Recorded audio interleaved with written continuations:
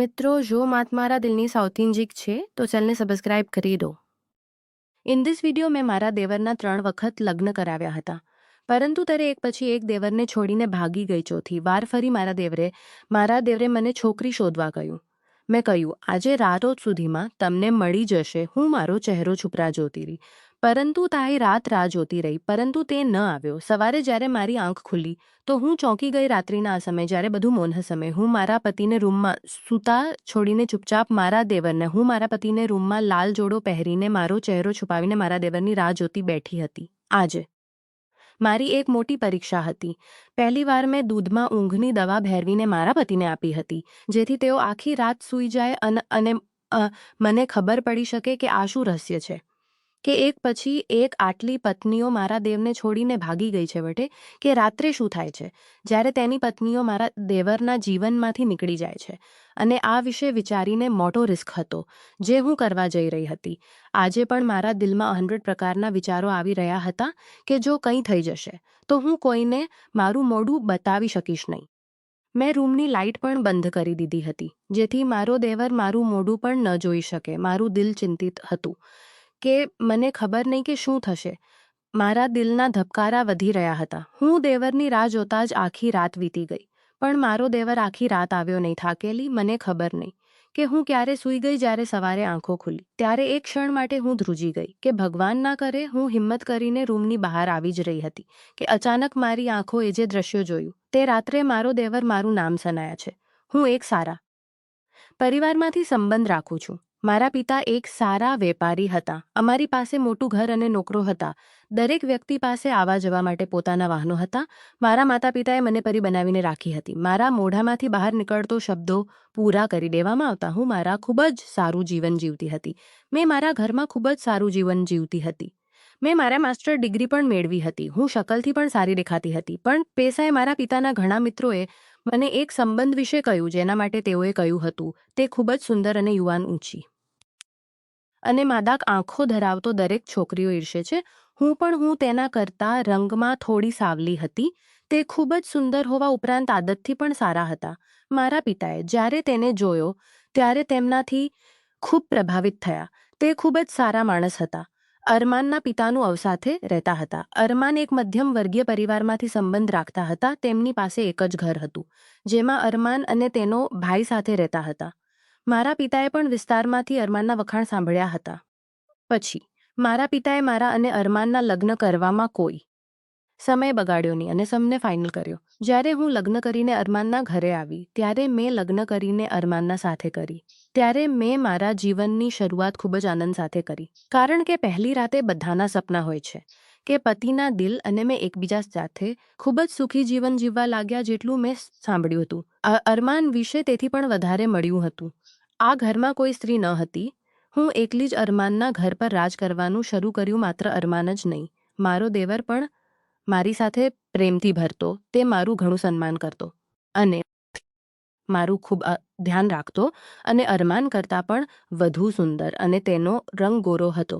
જ્યારે તે મારા દ્વારા બનાવેલું ભોજન ખાતો ત્યારે તે તેના દિલથી મારા વખાણ કરતો. જ્યારથી તમે આ ઘરમાં આવ્યા છો, આ ઘરમાં રોનક પણ આવી ગઈ છે.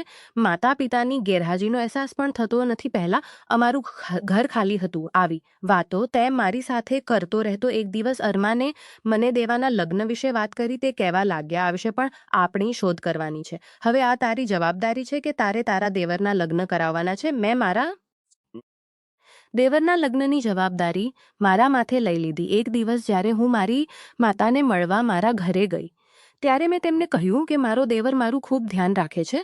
મને ભાઈની કમી મહેસૂસ નથી થવા દેતો. વાસ્તવમાં હું મારા ઘરમાં એકલી જ હતી.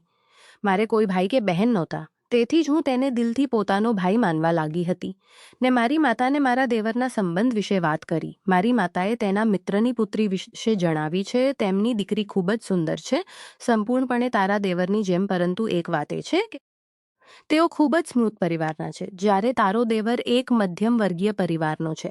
તેમ છતાં હું વાત કરીશ. જ્યારે મારી માતાએ મારા દેવરના સંબંધ વિશે તેના મિત્રની પુત્રી વિશે વાત કરી ત્યારે તેમને મારો દેવર ખૂબ જ પસંદ આવ્યો.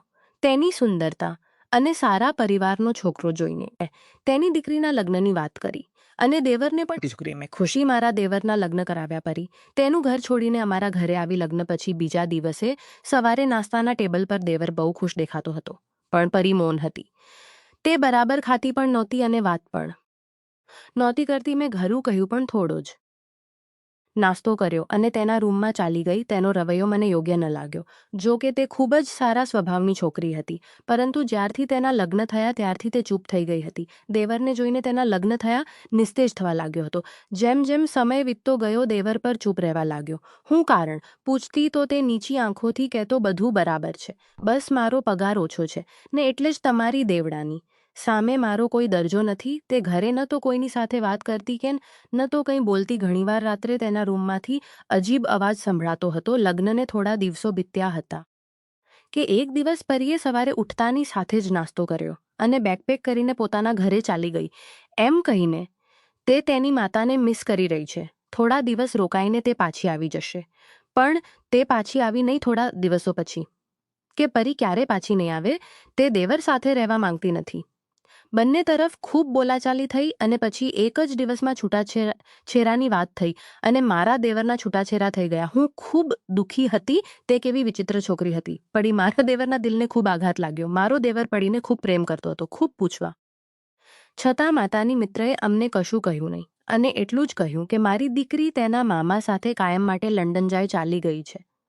તે તેની સાથે ખુશ ન હતી. આ સિવાય તેને બીજું કશું કહ્યું નહીં. હું તે વિશે વિચારીને ખૂબ જ અસ્વસ્થ થઈ રહી હતી કે કદાચ મારાથી ભૂલ થઈ ગઈ. મારા લગ્ન પરિવારમાં ન કરાવવા જોઈતા. કદાચ તે તેમના ઘરમાં આરામથી રહેતી હતી, તેથી તે અહીં રહી શકી નહીં અને તે ચાલી ગઈ. મારો દેવર પરીને ખૂબ પ્રેમ કરતો હતો. આ દુઃખ મારા દિલ પર ભારે પડતું હતું. મેં તેને ખૂબ સાંત્વના આપી. પછી ફરી તેના લગ્ન માટે મને ત્યારે કહ્યું, ભાભી મારા માટે ખૂબ સારા પરિવારમાંથી છોકરી શોધો. હું શક્ય તેટલી વહેલી તકે ફરીથી લગ્ન કરવા માંગુ છું. હું પડીને હંમેશા માટે ભૂલી જવામાં ચાલ્યો ગયો. મને તેના પર દયા આવી રહી હતી. આ ઘટનાને લઈને અમારા ઘરમાં શોકનું વાતાવરણ ચાલી રહ્યું હતું. કે આ શું થઈ ગયું માટે છોકરી શોધવામાં લાંબો સમય ન લગાવ્યો અને આખરે મને મારા દેવર માટે પરી કરતાં પણ વધુ સુંદર છોકરી મળી ગઈ. મારી મિત્ર પાયલ, જે બાળપણથી જ મારા ક્લાસમાં મારી સાથે ભણતી હતી. દૂરમાં ધોરણ સુધી હું અને પાયલ સાથે ભણ્યા. અમે ખૂબ સારા મિત્રો હતા. દૂરમાં ધોરણ પછી તે બીજા કોઈ કોલેજમાં ચાલી ગઈ. હવે જ્યારે હું તેને મળી ત્યારે મેં તેને મારા દેવા વિશે કહ્યું. જ્યારે તેને દેવર પસંદ આવ્યો. તેને મારા દેવરના પ્રથમ લગ્ન સામે પણ કોઈ વાંધો નહોતો, કારણ કે પાયલ પણ છૂટાછેડા લીધી. તેનામાં પોતાના છૂટાછેડા લીધેલ હતી. તે કમાન્ડર પ્રકારની હિંમત હતી અને પોતાના ફેસલા જાતે જ કરતી. પાયલ સ્મૃત પરિવારની હતી. મેં પાયલને 2 વખત મારા ઘરે બોલાવીને તે બંનેને દેખાડી પર દીધા હતા. મારો દેવર અને પાયલ એકબીજાને પસંદ કરવા લાગ્યા અને પછી ફોન પર વાત કરવા લાગ્યા અને પછી ફોન પર વાતચીત શરૂ થઈ ગઈ. આ રીતે તે એકબીજાને સમજવા લાગ્યા. હું તેમના લગ્ન કરવામાં ઉતાવળ કરી રહી હતી, કારણ કે મને ડર હતો કે લગ્ન પછી જે કામ કરવાનું હોય છે તે મારો દેવર અને પાયલ કદાચ પહેલાં જ ન કરી નાખે. બધું ઉતાવળમાં થયું અને અમે પાયલને દુલ્હન બનાવીને ઘરે લઈ. ફરી એકવાર ઘરમાં ખુશીઓ આવી. દેવર પણ હવે દરેક વાતચીતમાં હસતો જોવા મળ્યો હતો. માત્ર થોડા મહિનાઓ શાંતિપૂર્ણ રીતે પસાર થયા હતા કે જ્યારે એક દિવસ વહેલી સવારે ઘરમાં અજીબ બૂમોનો અવાજ સંભળાયો. હું સૂતી હતી. બૂમોના અવાજથી મારી આંખો ખુલી અને હું મારા લોન્ચના સોફા પર આંખોમાં આંસુ સાથે બેઠો છે ત્યારે હું એકદમ ગભરાઈ ગઈ. મારા દેવરે એ પત્ર મારા હાથમાં રાખતા આંખમાંથી આંસુ વહેતા હતા. જ્યારે એ ખત મેં જોયો, એક જ પાયલનો હતો. તેમાં લખ્યું હતું કે હું મારા પિતા પાસે હંમેશા માટે જાઉં છું અને હું તારી સાથે રહેવા માંગતી નથી. તું આવો ખરાબ વ્યક્તિ છો. તારી સાથે લગ્ન એ મારા જીવનની મોટી ભૂલ હતી. મેં મારા માતા પિતાની વિરુદ્ધ તારી સાથે લગ્ન કર્યા હતા, પણ તું મારી વાત પર ખરી ઉતરી શક્યો નહીં. આજથી તારો અને મારો દરેક સંબંધ પૂરો અને મારા હાથ એક સંબંધ પૂરો અને મારા હાથમાંથી પાયલનો ખત પડી ગયો અને મારા હોશ ઉડી ગયા. હું પરેશાન થઈ ગઈ કે પાયલ આવું કેવી રીતે કરી શકે કે તે અચાનક ઘરેથી જાણ કર્યા વિના ચાલી ગઈ. મને તો કંઈક કહેતી આ સમયે મને મારા દેવરના નિર્દોષતા પર દયા આવી રહી હતી. હું વિચારી રહી હતી કે મારો દેવર કેટલો માસૂમ છે, પણ તેના ભાગ્યમાં દુઃખ જ લખ્યું છે.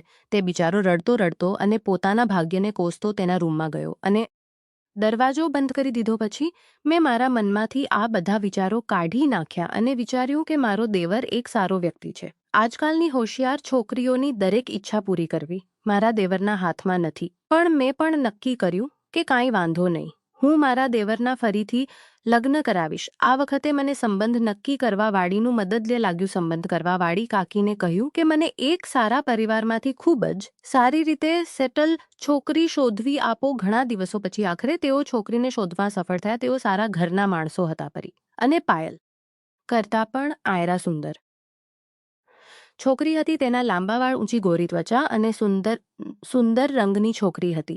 તેના 3 ભાઈઓને અને તેના પરિવારને મારો દેવર ખૂબ પસંદ આવ્યો. તેમની રુચિ પ્રમાણે આ જોઈને તેમને મારા દેવરના પહેલા 2 લગ્ન વિશે જણાવવાનું પણ યોગ્ય ન માન્યું અને મારી મીઠી જીભથી તેમને દરેક રીતે સમજાવ્યા કે મારો દેવર એક સરળ અને સારો માણસ છે. છેવટે આયરા અને મારા દેવરના લગ્ન થઈ ગયા અને લગ્નના દિવસે આયરાને મને ભેટમાં સોના અને હીરા આપ્યા. ત્યારે મને આશ્ચર્ય થયું અને ખબર પડી કે આ લોકો સાદગી પસંદ કરે છે. તેની પાસે પૈસાની કોઈ કમી નથી. તેને તેના જમાઈને દહેજ તરીકે એક મોંઘી કાર પણ આપી હતી અને તેની દીકરી આયરાને એટલું દહેજ આપ્યું કે અમારી પાસે તેને ઘરમાં રાખવાની જગ્યા ન થઈ. હું રાત્રે મોડે સુધી દેવર અને મારા દેવરને જોઈને બહુ શરમાતી હતી. હું મારા દિલથી ખૂબ પ્રાર્થના કરતી હતી કે મારા દેવરનું ઘર વસી જાય. મેં દૂધનો ગ્લાસ એક આયરાના અને એક દેવરના બાજુના ટેબલ પર મૂક્યો. તે બંને અભિનંદન આપીને હું મારા રૂમમાં આવી ગઈ. ઘરમાં જે થોડા મહેમાનો હતા તેઓ પણ પોતાના રૂમમાં સૂઈ ગયા હતા. થોડા સમય પછી મારા પતિએ પાણી માંગ્યું. જ્યારે હું રૂમમાંથી બહાર નીકળીને રસોડામાં જવા લાગી ત્યારે મને મારા દેવરના રૂમમાંથી એક વિચિત્ર અવાજ આવતો સંભળાયો. એવું લાગી રહ્યું હતું કે જાણે કોઈ રડતું હોય. ખબર નહીં કેવો અવાજ હતો પહેલાં કે નહીં. મારા દિલમાં ડર હતો કે દેવર તેની પત્ની સાથે ખોટું કામ ન કરતો હોય. મનમાં ઘણા વિચારો આવી રહ્યા હતા કે કદાચ મારો દેવર જ ખોટો નથી ને, જેની 2 પત્નીઓને છોડીને ચાલી ગઈ અને ત્રીજી પત્ની લગ્નની પહેલી રાતે અજીબોગરીબ અવાજ કરી રહી છે, જ્યારે લગ્ન પહેલા તે ખૂબ જ ખુશ દેખાતી હતી. આ વિચારી રહી હતી ત્યાં અચાનક આયરાનો અવાજ બંધ થઈ ગયો. પછી હું મારું મન મુક્ત કરીને મારા રૂમમાં આવી ગઈ અને જો ત્રીજી વખત આવી ઘટના બને તો મને ખાતરી છે કે મારો દેવર જ ખોટો હશે. આખરે મને જે શંકા હતી તે જ થયું. થોડો સમય વીત્યો ત્યારે આયરા પર ચૂપ રહેવા લાગી. મારી સાથે ઓછી વાતો કરતી હતી. જ્યારે હું તેને કંઈ પણ પૂછતી તો તે ગભરાઈ જતી. તેમનો રંગ દિવસે ને દિવસે નિશ્ચિત થતો જતો હતો. મેં ઘણું પૂછી પણ તે વાત બદલીને મારી પાસેથી ઉઠીને તેના રૂમમાં ચાલી જતી. હવે તે બીમાર પણ પડવા લાગી. એક દિવસ અચાનક તેની તબિયત વધારે બગડી ગઈ અને તે ઘરે ચાલી ગઈ. હવે મને ખાતરી થઈ ગઈ હતી કે આયરા પણ પાછી નહીં આવી અને મારા દેવળમાં જ કંઈક ખોટું છે. અને પછી આ જ થયું. આયરા પાછી ન આવી. ઘણો સમય વીતી ગયો. મેં આયરા સાથે ઘણી વખત ફોન પર વાત કરવાનો પ્રયાસ કર્યો, પરંતુ તે મારા દેવની ઓછી અને આયરાની વધુ ચિંતા થવા લાગી. પછી કંઈક એવું વિચિત્ર બન્યું કે હું સહન કરી શકી નહીં. આયરાના પરિવારનો ફોન આવ્યો. આયરાની માતા રડતી કહી રહી હતી કે આયરા હવે આ દુનિયામાંથી. આ સાંભળતા જ મારા પગ નીચેથી જમીન નીકળી. તેના પરિવારના સભ્યો, તેના ભાઈઓ, તેના માતા પિતા દુઃખી હતા. તેના ભાઈઓ રડતા રડતા કહેતા હતા કે અમારી બહેન અમારી પ્રિય હતી, તે અમને છોડીને ચાલી ગઈ. અમે તને ફૂલોની જેમ ઉછેર કર્યો હતો. નાનકડી હતી જ્યારે અમે તને ખોરા. મારું દિલ છલકાઈ રહ્યું હતું જ્યારે આખા ઘરમાં કયામતનો સમય એવું લાગતું હતું. જ્યારે આખા ઘરમાં કયામતનો સમય આવી ગયો હોય એવું લાગતું હતું. ખૂણામાં ખૂબ જ અફસોસ સાથે બેઠા હતા. દેવર એકદમ મૌન બેઠો હતો. બીજી સવારે જાગી કે તરત જ મારા મને કંઈક એવું કહ્યું જેનાથી હું સંપૂર્ણપણે ચોંકી ગઈ હતી. તેને કહ્યું, ભાભી તમે બહુ સારા છો. તે આયરાને ખૂબ પ્રેમ કરતો હતો. આયરાનું દુઃખ મને સતાવી રહ્યું છે. હું તેની અલગતા સહન કરી શકતો નથી. હું તેને ભૂલી જવા માંગુ છું. તમે મારા લગ્ન કરાવી દો. આ સાંભળીને મારી શંકા વિશ્વાસમાં બદલાઈ ગઈ અને મેં નિર્ણય કર્યો કે હવે હું આ રહસ્ય શોધીશ કે મામલો શું છે. છેવટે મારો દેવર તેની પત્નીઓ સાથે શું કરે છે કે તે બધા તેને છોડી દે છે. મેં જવાબમાં માથું હલાવ્યું અને કહ્યું કે આજે રાત્રે તમને તમારી દુલ્હન તમારા રૂમમાં મળી જશે. પહેલાં તો મને ખૂબ જ આશ્ચર્ય થયું. તેને એ પણ યકીન હતું કે હું જે કહું તે હું કરીશ. મેં એક નાટક રચ્યું અને તેને કહ્યું કે મેં તારા માટે છોકરી શોધી લીધી છે. તમે ફક્ત લગ્નના કાગળો પર સહી કરી દો. મારી 2 મિત્રોના ભાઈઓને પણ તેની સાથે બેસાડ્યા. મેં પહેલેથી જ ધૂળજન કર્યું અને તેને મિત્રના જેમને મેં પહેલેથી જ બધું સમજાવ્યું હતું અને તેને મારા મિત્રની તસવીર બતાવીને સંપૂર્ણ રીતે રાજી કરી લીધો. મેં દિલ કહ્યું કે તમે ઘર માટે થોડી જરૂરી વસ્તુઓ લઈ આવો. તમે આવો ત્યાં સુધીમાં તમને દુલ્હા મળશે. આ સાંભળીને તે શરમાઈ ગયો અને ઘરની બહાર નીકળી ગયો. સાંજે જ્યારે મારા પતિ પાછા આવ્યા ત્યારે મેં તેની ચામાં ઊંઘની ગોળીઓ નાખી અને તેને પીવડાવી. થોડા સમય પછી તે કહેવા લાગ્યા, થોડી તબિયત ખરાબ લાગે છે. મેં તેને આરામ કરવાનું કહ્યું અને પછી તે તરત જ સૂઈ ગયા. અરમાન સૂઈ ગયા પછી હું ચૂપચાપ રૂમનો દરવાજો બંધ કરીને મારા દેવરના રૂમમાં લાલ કપડાં પહેરીને મારો ચહેરો ઢાંકીને બેસી ગઈ. મેં વિચાર્યું કે જોઉં કે તે શું કરે છે તેની પત્નીઓ સાથે. આ વિચારીને મારું દિલ ઝડપથી ધબકતું હતું.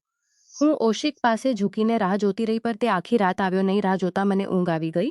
મને ખબર નહીં, એક અવાજને કારણે મારી આંખ ખુલ્લી ગઈ. જ્યારે હું રૂમમાંથી બહાર આવી ત્યારે હું ચોંકી ગઈ અને મારી ચીસ નીકળી ગઈ. રૂમની બહાર મારા દેવરની લાશ પડી હતી. મારા પતિ અરમાન બૂમોનો અવાજ સાંભળીને બહાર આવ્યો અને જોરથી રડવા લાગ્યો. હું કંઈ સમજી શકતી ન હતી. આયરાના ત્રણેય ભાઈઓ હાથમાં બંદૂક લઈને ઊભા હતા. તેઓએ કહ્યું કે આજે અમે અમારી બહેનના હથિયારાને મારી નાખ્યો. કેવું લાગે છે જ્યારે કોઈ આપણું દુનિયામાંથી ચાય જોઈ? તારા દેવરે અમારી બહેન સાથે ખૂબ જ ખરાબ વર્તન કર્યું, જેનો ઉલ્લેખ કરવો પણ યોગ્ય નથી. જ્યારે અમારી બહેનની તબિયત ખૂબ જ ખરાબ થઈ રહી હતી, તેનું શરીર વધુને વધુ નિસ્તેજ બની રહ્યું હતું. અમે તેનો ટેસ્ટ કરાવ્યો અને તેની સાથે તે તારા દેવરે કર્યું તે ખૂબ જ શરમજનક હતું.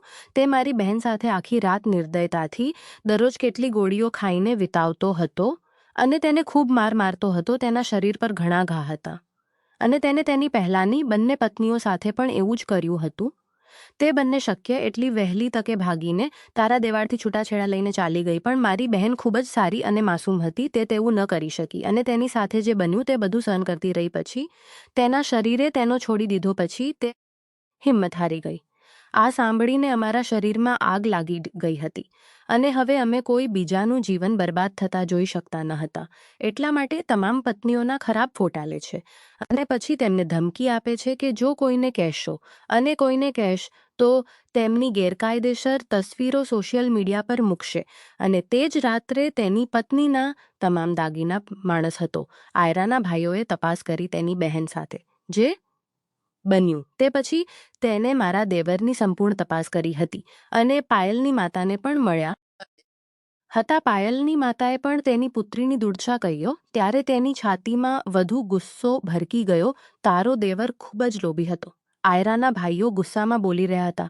આરાએ તો કંઈ કહ્યું નહીં, પણ તેના ભાઈઓએ મારા દેવની બંને પત્નીઓને મળીને સંપૂર્ણ માહિતી એકઠી કરી લીધી હતી જે તેની બંને પત્નીઓ સાથે તેને કર્યું હતું. અમે સમજી ગયા હતા કે આ બધું અમારા બહેન સાથે પણ હશે. તમારા દેવરે આયરાને એવી જ ધમકી આપી હતી કે તે ફરી તેનું મોઢું ન બતાવે અને દૂર ચાલી જાય, નહીં તો દુનિયા પહેલી રાતનો એ ફોટો જોશે. આયરા આ બધું સહન ન કરી શકી.